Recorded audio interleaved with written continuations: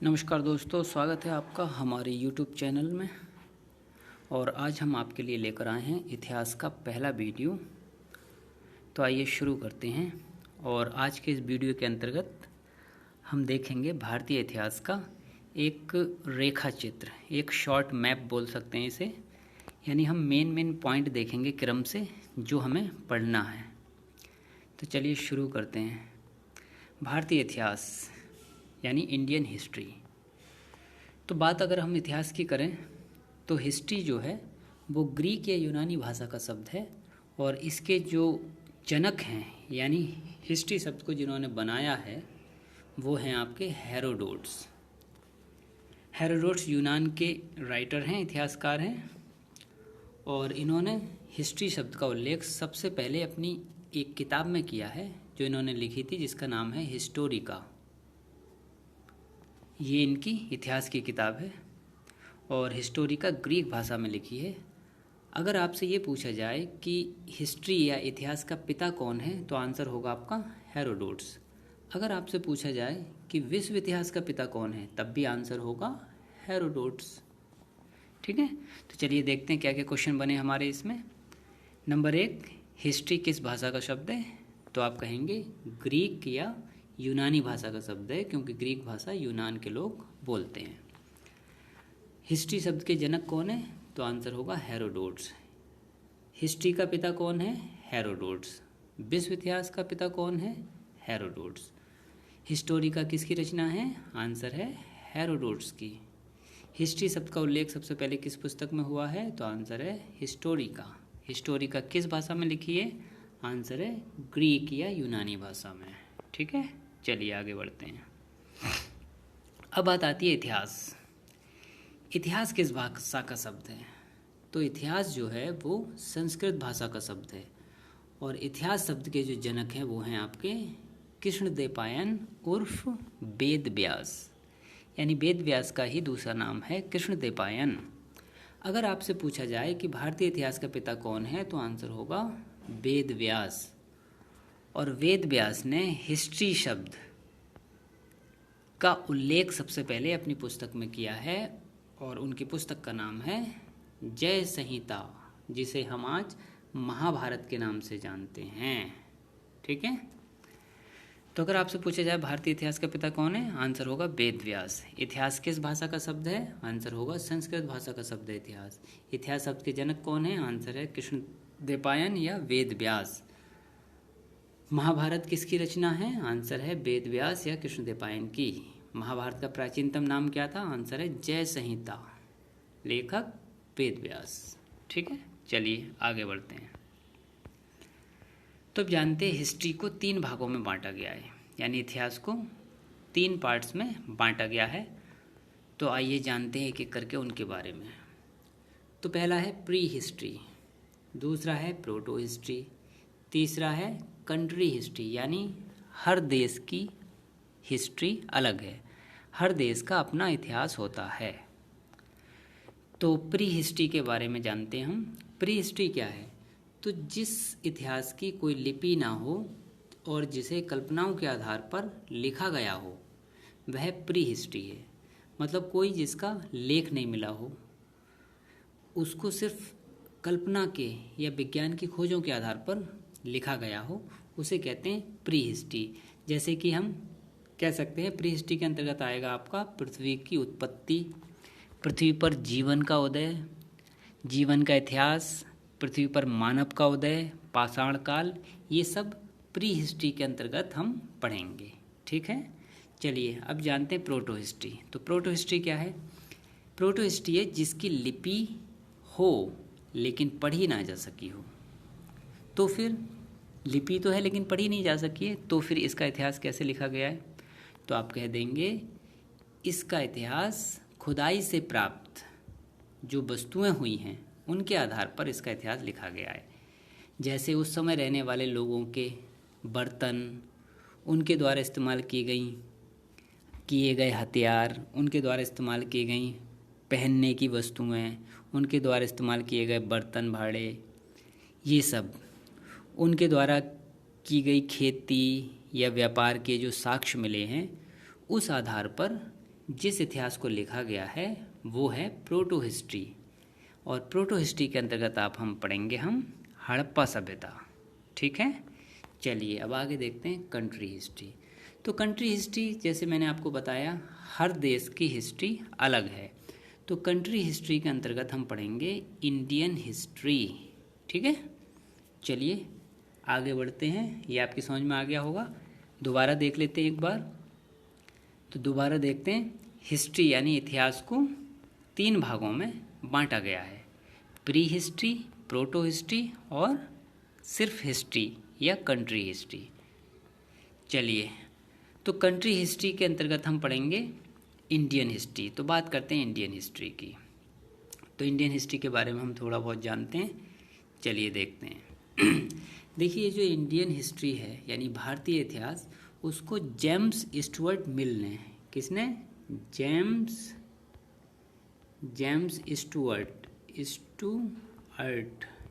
Stuart Mill ने 3 भागों में बांटा है। 3 भागों में बांटा है, कैसे? तो देखिए इस तरह से बांटा है। नंबर 1 है एंशिएंट हिस्ट्री यानी प्राचीन इतिहास। नंबर 2 मिडवल हिस्ट्री यानी मध्यकालीन इतिहास। और नंबर 3 है मॉडर्न हिस्ट्री यानी आधुनिक इतिहास। और जेम्स स्टुअर्ट मिल ने इसे 3 भागों में बांटा है। और किस आधार पर बांटा है? तो आप कह देंगे RRR के आधार पर बांटा है। जेम्स स्टुअर्ट मिल ने भारतीय इतिहास को RRR के आधार पर 3 भागों में बांटा है, प्राचीन इतिहास, मध्यकालीन इतिहास, आधुनिक इतिहास। ठीक है, तो देखिए ये RRR का मतलब क्या है? तो पहले R का मतलब है रिलीजन।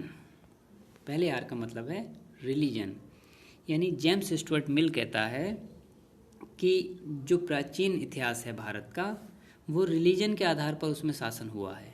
यानी जो धार्मिक पुस्तकें हैं वही कानून की किताबें मानी जाती थीं, और जो उनमें लिखा है उसी को कानून मानकर समाज में लागू किया जाता था। और कानून का जो आधार था वो थी स्मृतियाँ, यानी शासन किस आधार पर किया जाता था? स्मृतियाँ पुस्तकें हैं उनके आधार पर वही कानून की किताबें होती थीं प्राचीन इतिहास में। और धर्म क्या था?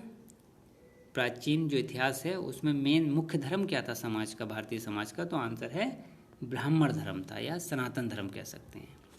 चलिए, तो अब दूसरे R, पहले R का मतलब रिलीजन यानी धर्म हो गया, यानी प्राचीन भारतीय इतिहास जो है में जो शासन किया गया है वो धर्म के आधार पर किया गया है। चलिए, दूसरे R का मतलब है रेस यानी प्रजाति। रेस मतलब प्रजाति। और ये है मिडवल हिस्ट्री यानी मध्यकालीन इतिहास।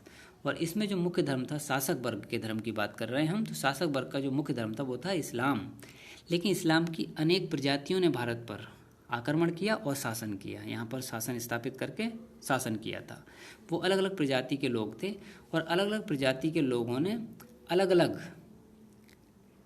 पुस्तकों के आधार पर शासन किया। किसी ने, तो शासन का आधार क्या था मध्यकालीन इतिहास में? किसी ने कुरान के आधार पर शासन किया, तो कुछ ने हदीस, कुछ ने इज्मा और कयास के आधार पर शासन किया। तो अलग अलग बहुत सारी प्रजातियों ने भारत पर आक्रमण किए और राज्य स्थापित किया भारत में, और अपने अपने आधार पर उन्होंने शासन किया। तो दूसरे R का मतलब था रेस। ठीक है, तो इसमें हम प्रजातियों का इतिहास पढ़ेंगे। अब देखते हैं आप मॉडर्न हिस्ट्री, आधुनिक भारत का इतिहास। तो आधुनिक भारत का इतिहास जो शुरू होता है वो 1707 के बाद से शुरू होता है। और इसमें जो शासक वर्ग था उसका धर्म था ईसाई, यानी अंग्रेजों ने भारत पर शासन किया था, वो ईसाई धर्म के थे। और उन्होंने शासन का जो चलाया था वो किस आधार पर चलाया था? तो तीसरे R का मतलब है, जेम्स स्टुअर्ट मिल के तीसरे R का मतलब है रूल, यानी नियम, कानून। यानी ईसाइयों ने भारत में संविधान या कानून के आधार पर शासन किया था। जो भी उनको बदलाव करना होता था तो वो ब्रिटेन की संसद में पहले बिल पास करके कानून बनाते थे, फिर उसको इंडिया में लागू करते थे। ठीक है, तो इस तरह से हम कह सकते हैं भारतीय इतिहास को 3 भागों में बांटा है जेम्स स्टुअर्ट मिल ने। पहला है प्राचीन भारत का इतिहास, दूसरा है मध्यकालीन भारत का इतिहास, तीसरा है आधुनिक इतिहास। और एंशिएंट हिस्ट्री यानी प्राचीन भारत का इतिहास में जो मुख्य धर्म था शासक वर्ग का वो ब्राह्मण यानी सनातन धर्म था, और शासन का आधार स्मृतियाँ थीं, और धर्म के आधार पर शासन किया जाता था। दूसरा है मध्यकालीन भारत यानी मिडवल हिस्ट्री। इसमें रेस यानी प्रजातियों ने शासन किया था, अलग अलग प्रजाति के लोगों ने, और धर्म मुख्य धर्म था इस्लाम, और शासन का आधार कुरान, हदीस, इज्मा और कयास था। मॉडर्न हिस्ट्री यानी आधुनिक भारतीय इतिहास में जो मुख्य धर्म था शासक वर्ग का वो ईसाई धर्म था, यानी अंग्रेजों ने शासन किया था, और शासन का आधार था संविधान तथा कानून यानी रूल के आधार पर शासन किया था। चलिए, तो आपकी समझ में आ गया होगा ये। आगे बढ़ते हैं। तो अब हमने जैसे कि हिस्ट्री को 3 भागों में बांटा था, pre history, proto history, country history. तो प्री हिस्ट्री को लेकर चलते हैं और क्रम से हम एक रेखा चित्र यानी एक शॉर्ट मैप बना रहे हैं इतिहास का, और ये मेन पॉइंटों की बात करेंगे अभी हम, यानी चैप्टर्स या हेडिंग कह सकते हैं आप उन्हें, उनकी बात करेंगे, फिर बाद में इनको एक एक करके पढ़ेंगे डिटेल में। तो प्री हिस्ट्री की बात करते हैं हम। तो प्री हिस्ट्री के अंतर्गत 1, 2, 3, 4 और 5 टॉपिक आते हैं। तो चलिए, वो कौन कौन से टॉपिक हैं। पहला है पृथ्वी की उत्पत्ति, यानी पृथ्वी की उत्पत्ति कैसे हुई, ये हमारा सब्जेक्ट है, प्री हिस्ट्री का टॉपिक है। ओके, तो प्री हिस्ट्री के अंतर्गत हम जानेंगे पृथ्वी की उत्पत्ति। दूसरा है जीवन का उदय, यानी जीवन का उदय किस तरह से हुआ। तीसरा पॉइंट है हमारा इतिहास, जीवन का इतिहास और उसे जानने के साधन, यानी अगर जीवन उदय हुआ पृथ्वी पर तो कितने साल पहले हुआ और हमें कैसे पता लगा, उसका इतिहास क्या रहा है जीवन का, जो जीवन उदय हुआ है पृथ्वी पर उसका इतिहास क्या रहा है और उसको जानने के साधन क्या है। तो जीवन का इतिहास और जानने के साधन हम पढ़ेंगे। चौथा पॉइंट हम पढ़ेंगे मानव का उदय, यानी पृथ्वी पर अगर जीवन का उदय हुआ तो मानव का उदय कब हुआ, क्योंकि हमें जो इतिहास पढ़ना है वो जीवन का इतिहास नहीं पढ़ना है, बल्कि हमें पढ़ना है मानव का इतिहास। तो मानव का इतिहास पढ़ने के लिए हमें पहले मानव का उदय जानना पड़ेगा, और मानव के उदय के बाद हमारा 5वां टॉपिक आता है इसका पाषाण काल। पाषाण मतलब पत्थर, काल मतलब समय, यानी पत्थरों का युग, पत्थरों का काल। ये वो समय है जब मानव ने अपने हर काम के लिए, अपने हर आवश्यकता के लिए पत्थरों का प्रयोग किया था। जितने साल तक मानव ने अपनी आवश्यकताओं के लिए पत्थरों का यानी पाषाणों का यूज़ किया था, उस पूरे समय अवधि को हम पाषाण काल कहते हैं। तो पाषाण काल के अंतर्गत क्या आएगा, चलिए आगे जानते हैं। तो अब दोबारा से इसको एक बार वो कर लेते हैं। तो प्री हिस्ट्री के अंतर्गत 5 टॉपिक आएंगे, पृथ्वी की उत्पत्ति, जीवन का उदय, जीवन का इतिहास और जानने के साधन। चौथा पॉइंट है मानव का उदय और पाषाण काल। ठीक है, तो पाषाण काल के बारे में बात करते हैं। पाषाण काल को भी कई भागों में तोड़ा गया है, तो इसकी बात करते हैं। तो पाषाण काल, तो देखिए पाषाण काल के अंतर्गत क्या आता है। पाषाण काल की पहले टाइमिंग जानते हैं। इकाई, दहाई, सैकड़ा, हजार, 10,000, लाख, यानी 2.5 लाख से 1000 BC तक का ईसा पूर्व का समय है पाषाण काल का। पाषाण काल को चूँकि बहुत लंबी समय अवधि है, इसलिए हम अपनी सुविधा के लिए, पढ़ने की सुविधा के लिए 3 भागों में से तोड़ लिया है। पूरा पाषाण युग, और इसके जनक है रॉबर्ट ब्रूस फुट, और इसकी टाइमिंग है 2.5 लाख से 9000 BC तक। फिर है मध्य पाषाण युग, इसके प्रवर्तक हैं सी कार्लयाल, और इसकी टाइमिंग है 9000 से 4000 BC। फिर है नव पाषाण युग, इसके जनक लुब्बाक या सुब्बा राय हैं, और इसकी जो अवधि है वो 4000 से 1000 BC तक है। ठीक है, तो चलिए आगे चलते हैं। अब ये जो पहला है हमारा पूरा पाषाण युग, बड़ी अवधि है, यानी 2.5 लाख से 9000 तक है, तो इसको 3 भागों में दोबारा तोड़ा है। नंबर 1 निम्न पूरा पाषाण युग, ये 2.5 लाख से 1 लाख तक है। फिर मध्य पूरा पाषाण युग, ये 1 लाख से 40,000 तक है। और फिर उच्च पूरा पाषाण युग, ये 40,000 से 9000 तक है। ठीक है, 40,000 से 9000 तक है, और इसके बाद कंटिन्यू हम यहाँ से करेंगे मध्य पाषाण युग से, ये 9000 से 4000, और फिर इसके बाद नव पाषाण युग पढ़ेंगे। तो क्रम से सबसे पहले हमें नंबर 1 ये पढ़ना है, निम्न पूरा पाषाण युग। नंबर 2 मध्य पूरा पाषाण युग। नंबर 3 आपको उच्च पूरा पाषाण युग पढ़ना है। नंबर 4 मध्य पाषाण युग पढ़ना है, और नंबर 5 नव पाषाण युग पढ़ना है, नंबर 5। ठीक है, चलिए आगे चलते हैं। तो अब प्रोटो हिस्ट्री की बात करते हैं। प्री हिस्ट्री को हमने 3 भागों में तोड़ लिया, उसके अंतर्गत जो भी आ रहे थे 5 पॉइंट वो हमने पढ़ लिए। अब प्रोटो हिस्ट्री की बात करते हैं। चलिए, प्रोटो हिस्ट्री में क्या है?